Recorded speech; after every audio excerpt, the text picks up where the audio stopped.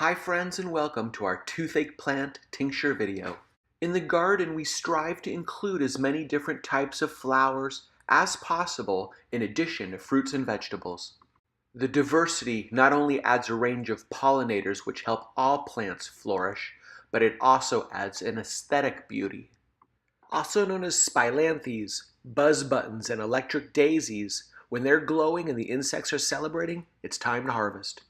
A fun demonstration of this bud's medicinal power is to bring a few to your next gathering and with fair warning let your friends and family chew one and experience its powerful numbing and salivation effects.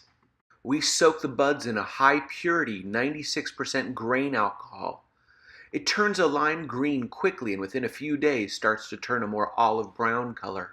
In just a couple of weeks you can strain off the alcohol and share this magic gift with your friends.